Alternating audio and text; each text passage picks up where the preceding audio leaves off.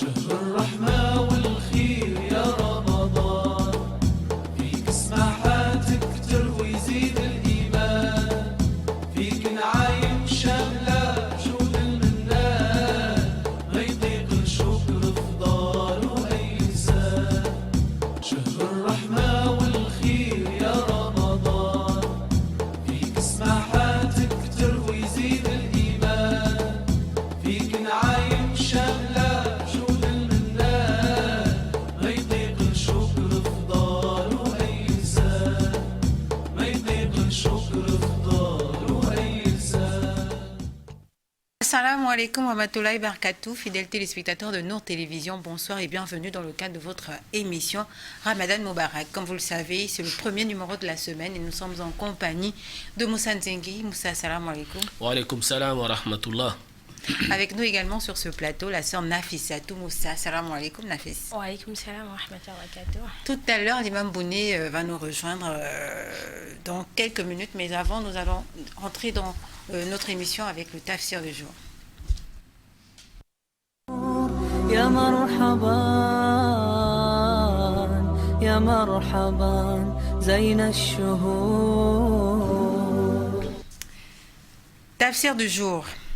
Au nom d'Allah, le clément, le miséricordieux, nous l'avons révélé, le Coran dans la nuit sublime. Sais-tu ce qu'est la nuit sublime? La nuit sublime vaut plus que 1000 mois. Au cours de cette nuit, les anges et l'esprit, au cours de cette nuit, les anges et l'esprit descendent du ciel sur ordre de leur Seigneur et répondent le salut jusqu'à l'aube. Sourate Al-Qadr. Alors vous avez certainement compris que la sourate que nous venons de lire, sinon le verset que nous venons de lire, est en rapport avec la nuit du destin. Il s'agit également du thème que nous allons aborder tout à l'heure avec Imam Ibrahim Bouné et Moussa Nzengi. Alors Moussa, quelle interprétation nous pouvons faire comme ça de ce tafsir? Bien, par rapport au tafsir de cette sourate qui est la sourate Qadr, donc la nuit de la destinée, vous avez tantôt appelé également la nuit sublime. Il faut simplement retenir que c'est une grâce que Allah Azzawajal a fait à la communauté du prophète Mohammed sallallahu alayhi wa sallam. Le asbab an-nuzul de cette sourate et de ces versets, il nous est rapporté que Allah avait révélé au prophète lorsqu'il lui révélait certaines connaissances. Et il a révélé au prophète la connaissance d'un Banu Israël, c'est un serviteur d'Allah, mais qui appartenait à la communauté des Banu Israël, des enfants d'Israël. Et cet adorateur d'Allah là avait comme ça dans sa vie pendant près de 1000 mois adoré Allah sur plusieurs aspects, jeûne, aumône, prière et surtout combat dans la voie d'Allah, c'est-à-dire fisabilillah, hein, le djihad comme on le dit. Et Allah a vanté donc les mérites de cet homme de Dieu là au prophète en disant que regarde un peu cet homme de Dieu là, ce qu'il a fait pour moi pendant près de 1000 mois. Et Rasulullah sallallahu alayhi wa sallam est venu un jour rapporter cela à ses compagnons en disant que Allah m'a révélé qu'il y a un de ses adorateurs qu'il avait adoré pendant près de 1000 mois. Donc il était des Banu Israël, et voilà ce qu'il faisait, il combattait. On peut dire que c'était un peu quelque chose d'exceptionnel, c'est-à-dire qu'il a œuvré comme ça pendant 1000 mois sans pour autant connaître un moment de repos. Et lorsque le prophète a raconté cette histoire aux compagnons, ils se sont donc éblouis d'envie, mais aussi de regret un peu en disant au prophète que ah mais celui-là pendant 1000 mois comme ça il a adoré Allah sans pour autant avoir de répit, sans pour autant se reposer, etc. Mais 1000 mois, c'est 83 ans, je crois, et 4 mois. Exactement. 83 années et 4 mois.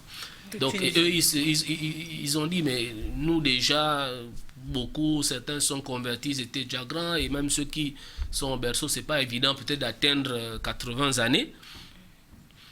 Mais voilà, on ne pourra pas réaliser l'exploit que ce dernier a réalisé. Voilà. Et on dit que peu de temps après, voilà, Allah a révélé cette sourate-là au prophète Mohammed sallallahu alayhi wa sallam, qui constitue donc le 97e chapitre du Saint-Coran, en disant « Inna anzalnahu fi laylatil qadr, wa ma adraka ma laylatul qadr, laylatul qadr khayrun min alfi shahr, tanazalul malaikatu wa ruhu fiha bi-izni rabbihim min kulli amrin, salamun hiya hatta matala al-fajr ». Donc Allah révèle dans cette sourate en disant au prophète que nous avons fait descendre pendant la nuit du destin. Qui te dira ce que la nuit du destin ou de la destinée. La nuit du destin a plus de prix que 1000 mois. Plus, hein, pas 1000 mois, mais plus que 1000 mois. Voilà. Et par la suite, Allah raconte un peu ce qui se passe au cours de cette nuit. Et qu'est-ce que l'on peut retenir simplement, c'est que cette nuit du destin, Allah l'a placée dans le mois béni de Ramadan lors des 10 dernières nuits. Et le prophète a recommandé à ses compagnons de rechercher cette nuit. Comment rechercher cette nuit? C'est simplement dire que le musulman ou la musulmane qui va être en adoration pendant cette nuit, adoration c'est quoi? C'est les prières, c'est les zikrs, c'est les vœux, c'est lire le Coran, etc. Pendant cette nuit, aura la récompense, voire aura la récompense au-delà de cet enfant d'Israël qui a servi Allah pendant 1000 mois sans pour autant avoir de repos. C'est-à-dire que vous la imaginez récompense sera égale justement à plus même, parce qu'elle a dit que c'est plus. Voilà, donc ça c'est vraiment une grâce. Vous imaginez quelqu'un qui a fait l'adoration pendant 83 ans et 4 mois, c'est-à-dire dans les jeûnes, dans les prières, dans les aumônes, dans le combat fils Abilillah, et le musulman ou la musulmane a ça seulement en une nuit. Et comme on disait, c'est-à-dire que le minimum, c'est de faire 2 rakas pour Allah et vous avez la récompense de celui-là, voire même plus. Donc c'est encore une grâce, comme je le disais, qu'Allah a accordée à la communauté du prophète Mohammed sallallahu alayhi wa sallam. Et cette grâce-là se trouve dans les 10 dernières nuits. Donc on est là en train de la rechercher pour avoir ces mérites-là. Et le prophète encore a conseillé à ses compagnons de la rechercher dans les nuits impaires. C'est-à-dire la 21e, 23e, 25e, 27e et 29e nuit. Donc, dans ces nuits-là, il est demandé aux musulmans, si on peut, de passer toute la nuit même en prière, si on peut aussi 1 tiers de la nuit, 2 tiers, 3 tiers, si on peut aussi, voilà, quelques minutes en adoration et on a la récompense de ce monsieur-là qui avait adoré Allah pendant 83 ans et 4 mois. Merci beaucoup Moussa. Alors je vais t'épargner les questions pour le moment, étant donné que notre thème va aborder justement de cette en attendant l'imam Bouné aussi. En attendant que l'imam également revienne, soit parmi nous. Il faut venir aux questions. Voilà, chers téléspectateurs, c'est l'émission Ramadan Moubarak. Nous étions tout de suite en train de développer, en train de comprendre un tout petit peu le tafsir du jour qui parle de la nuit du destin, le thème que nous avons choisi pour ce numéro, ce premier numéro de la semaine. Nous allons suivre cette petite transition et nous retrouver juste derrière pour le hadith du jour.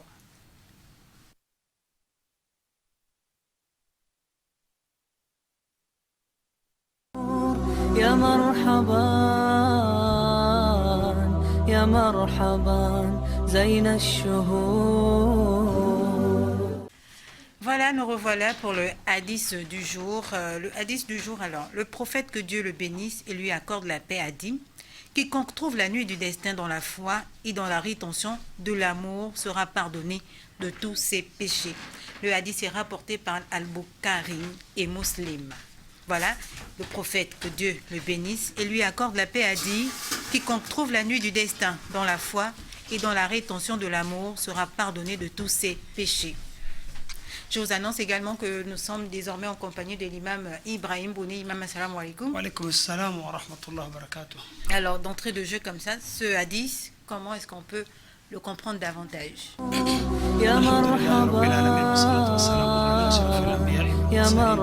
Nous remercions Allah subhanahu wa ta'ala de nous accorder la vie jusqu'ici et d'avoir un peu fourni dans le mois de Ramadan. Oui, s'agissant de ces hadiths du jour, qui est vraiment le point focal même, on peut dire, dans le Ramadan, on peut dire, le prophète sallallahu alayhi wa sallam, il dit dans ce hadith: quiconque la nuit du destin, la plus grande nuit du Ramadan dans son entière, lui trouve debout, en train d'adorer, méditer, lire le Coran, fait tout ce qui est recommandé et dans l'islam, et en croyance en Dieu, pas en ostentation. Pas parce que les autres l'ont fait, moi aussi je le suis. Pas par suivisme. Voilà, pas par suivisme aveugle. Sinon, il y a le suivisme déjà quelque part, parce que le prophète sallallahu alayhi wa sallam en a fait, voilà. Et il a demandé que nous le fassions aussi. Donc, tout en croyant à Dieu, qu'il a décrété cette nuit ainsi, il a mis des avantages dedans, il nous a donné Ramadan, wahtisaban, et aussi en espérant la récompense. Souvent, oui, on peut croire, mais on est moins concentré pour pouvoir chercher la récompense exacte qui est dedans. Donc c'est pour cela, ces deux versions est venue dans le hadith. Imanan, en foi en Allah. Rien ne lui pousse à chercher cette nuit que de la croyance en Allah, que Allah qui a fait de cette nuit ainsi, c'est Allah qui lui est recommandé, c'est Allah qui lui est créé, tout pour lui c'est Allah.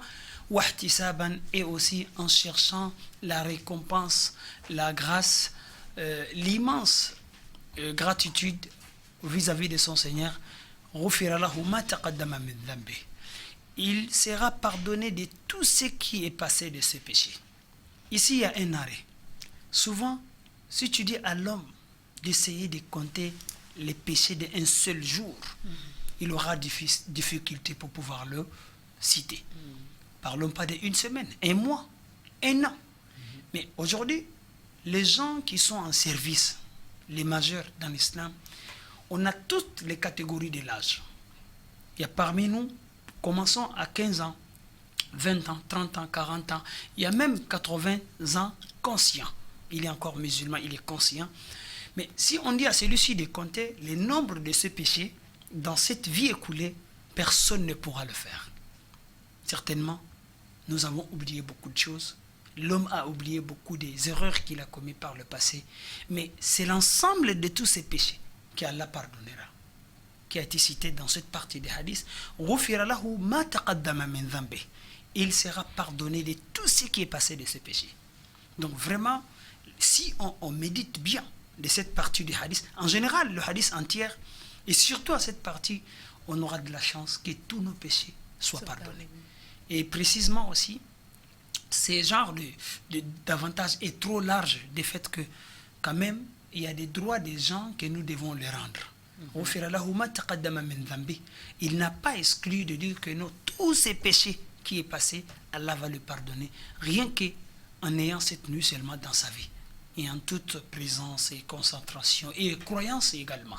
Parce qu'on constate que beaucoup suivent les gens, parce qu'il y a le mouvement, il y a l'engouement, il y a l'ambiance, et alors beaucoup vont avec ça. Alors là, quand ça arrive tout au long de la journée, il faut te programmer. Comment je dois profiter de ces conditions et ces grâces pour pouvoir vraiment profiter de cette nuit? C'est ça la question la plus intelligente que nous devons préparer au cours de la journée et la nuit, et nous entamons avec moins des activités seulement khalas. On a cette nuit bénie, vraiment, qu'on ne peut jamais estimer la grandeur et les avantages que nous gagnons dedans. Merci beaucoup, Imam. Alors, comme je disais tout à l'heure, nous allons bien développer les questions en rapport avec les hadiths sur le tafsir du jour, dont le thème qui est la nuit du destin. Mais avant, nous allons marquer une petite pause pour votre rubrique Santé Ramadan avec Nafissatou Moussa. يا مرحبا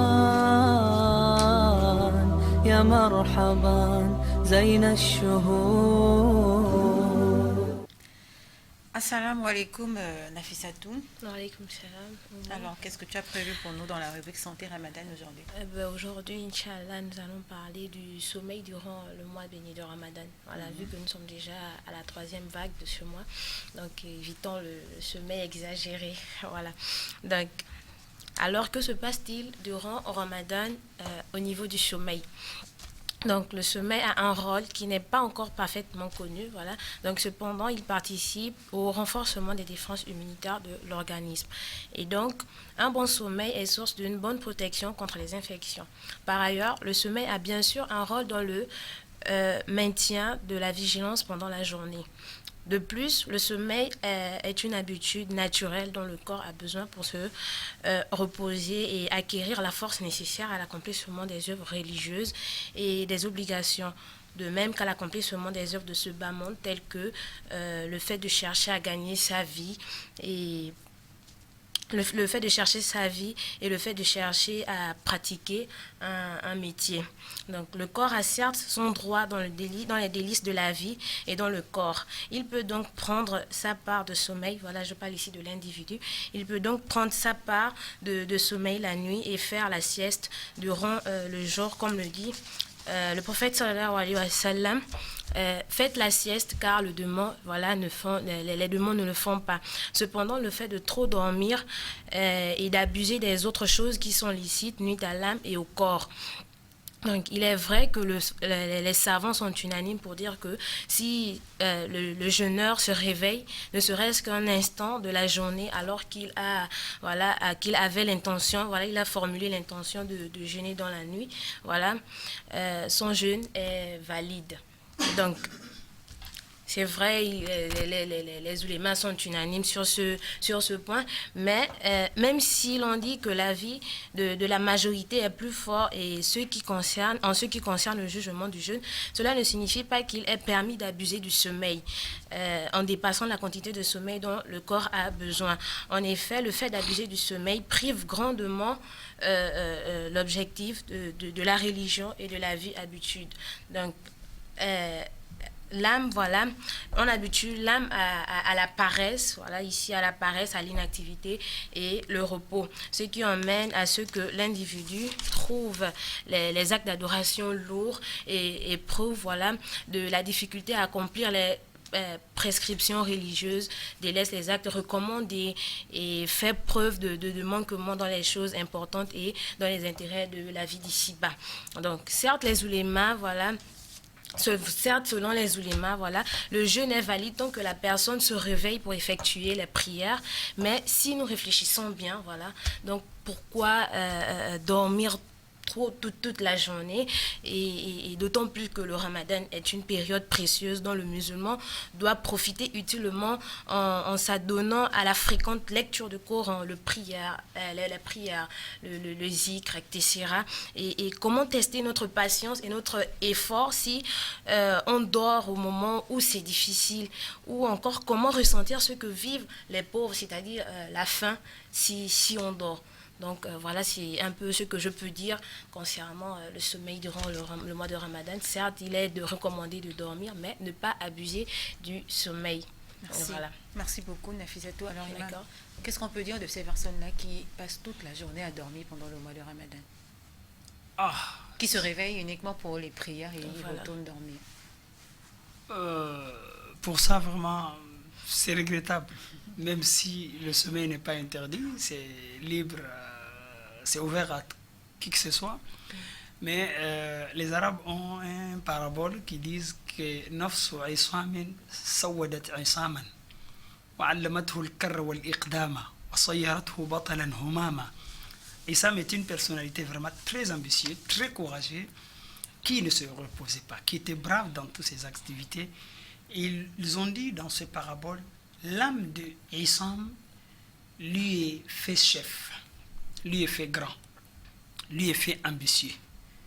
Et l'âme, la qualité d'esprit et l'ambition que Issam en a, c'est ce qui lui est fait que lui est donné la bravure, le bravure. Donc il part à la guerre, il vient victorieux et il lui est fait en un mot un grand homme. Et Allah subhanahu wa ta'ala, il aime. On lit ça tous les jours dans le hadith. Al-mu'min al-qawi. Le croyant qui est fort, qui est croyant, qui est fort physiquement, qui se bat, qui travaille bien, est plus aimé par Allah que celui qui est faible. Quand vous parlez des gens qui dorment comme ça, tout au long de la journée, rien que, c'est moins bon. Alhamdulillah, qui respecte quand même l'heure de la prière, il se réveille, il se lève pour prier, ça c'est une bonne chose. Mais on ne veut pas qu'il se limite à Allah, on veut qu'il soit de l'autre qualité que Allah aime plus, al-mu'minul qawi, khayrun wa ahabbu ila Allahi min al-mu'min al-da'if. Et aussi, un hadith nous rappelle, inna Allah yuhibbu ma'ali al-umur. Allah, il aime des grandes choses. Il aime lorsque quelqu'un de vous fait une activité, il le fasse bien. Ça va. Donc les scientifiques nous disent, celui qui dort plus que 8 heures dans sa journée, 24 heures, il n'est pas loin de l'échec. Le timing, le temps maximum à dormir pour avoir sauvegardé la santé, c'est 8 heures de temps. Mais imaginez de votre récit que vous dites là, celui-ci il dort plus que 8 heures. Oui, c'est ça.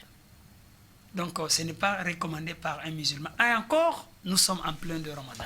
Les avantages que nous entendons depuis au début de Ramadan jusqu'à là, après Ramadan, nous n'allons jamais entendre. Il n'y a pas un mois qui a pu contenir de gros avantages plus que le mois de Ramadan. Donc c'est une occasion vraiment d'en profiter. Ça ne se répète pas beaucoup dans l'année. Ce n'est qu'un seul mois. Donc quand ça arrive, même la paresse par avant, il faut tout laisser. C'est pour cela que nous disons, Ramadan doit nous changer.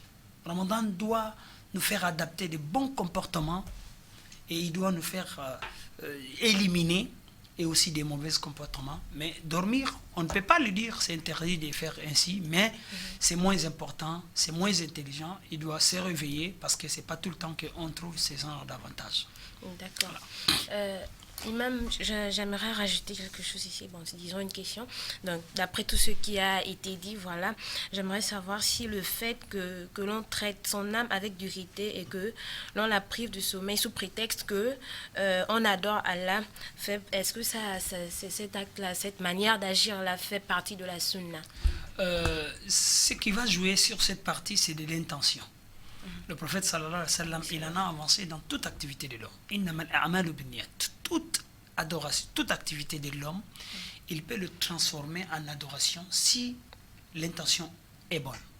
Nous avons dit il y a quelques jours que les savants ont dit les hommes conscients, leur tradition, telle que manger et boire, si tu ne manges pas, tu vas mourir. Excusez-moi de dire comme ça. Si tu ne bois pas, tu vas mourir.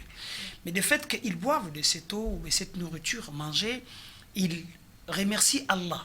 Pour lui, dans sa conscience, c'est Dieu qui lui a facilité. Automatiquement, sa manger à lui et sa boisson devient une récompense pour lui et une adoration. Et tout comme les gens inconscients, les gens qui ne sont pas présents, ceux qui suivent seulement les gens pour suivre, ils ne pensent même pas à l'adoration et ni à l'intention. Eux, quand ils prient ou bien quand ils jeûnent, ça se transforme automatiquement en tradition. C'est-à-dire qu'ils ne vont rien profiter. On a beaucoup de gens qui prient, leur prière ne leur sert à rien. Tout comme on a beaucoup de gens qui jeûnent, ils passent toute la journée, ni sans manger, sans boire, mais son jeûne ne lui sert à rien. D'abord, il peut manquer l'intention, il ne le formule pas depuis de la nuit. De deux, il peut commettre des actes qui annulent son jeûne ou bien qui diminuent beaucoup la récompense de son jeûne. Donc, cette partie interpelle l'homme que toute chose que tu fais dans la vie, également pour répondre à sa question. Si vous dormez très tôt, par exemple, en ayant une conscience que je vais dormir pour avoir la force, pour m'élever. Chaque nuit, moi, je le fais. Dès que je finis mes repas, surtout les 10 derniers, je dors d'abord. Et avec une intention de dire que, le milieu de la nuit, je dois me réveiller, me lever et pour prier. Donc vraiment, rien qu'ainsi, le sommeil qui passe dans cette tragédie-là, c'est une récompense. C'est pour cela, nous devons tout transformer en récompense. C'est-à-dire d'être conscient avec Dieu, avec l'islam, dans tout ce que nous faisons dans notre vie.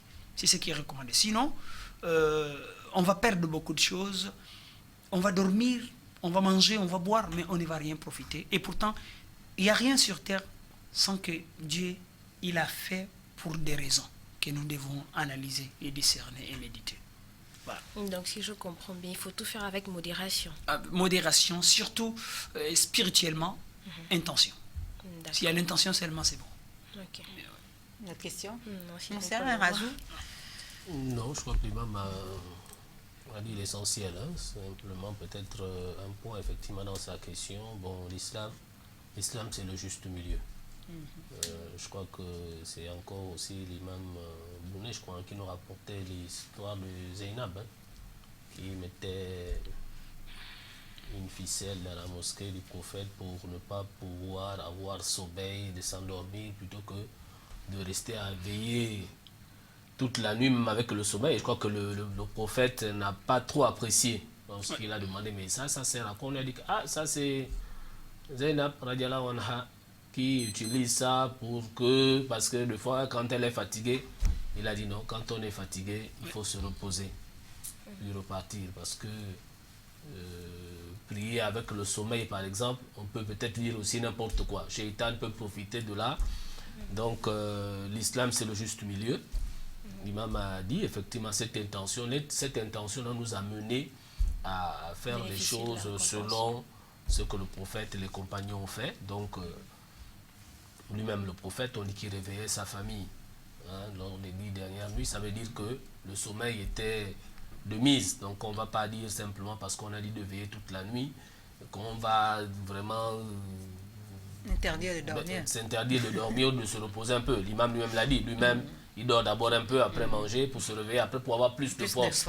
C'est pas parce que vous allez rester toute la nuit éveillé que vous allez peut-être penser que bon, c'est la meilleure chose à faire. C'est la meilleure chose à faire. Si vous êtes en forme, si vous avez des capacités, il n'y a pas de problème. Sinon, si le corps ne tient pas, reposez-vous un peu, réveillez-vous après pour pouvoir, n'est-ce pas, adorer Allah dans les conditions les meilleures. Merci voilà. beaucoup. Il y a peut-être des choses scientifiques qu'on peut les ajouter.